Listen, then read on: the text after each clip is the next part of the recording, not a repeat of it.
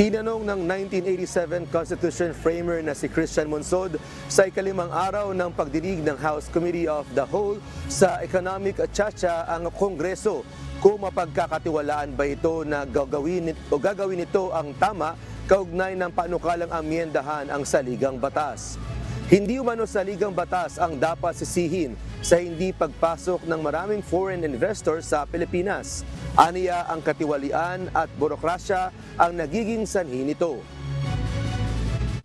When we talk about the hindrances in the Constitution, we should talk about the context in which it is happening. And I'm sorry to say that our Congress has on many occasions engaged in transactional legislation. Sure, you can say, well, let's be liberalized and so on and so forth. But can we trust the Congress to do the right things? I'm sorry to say.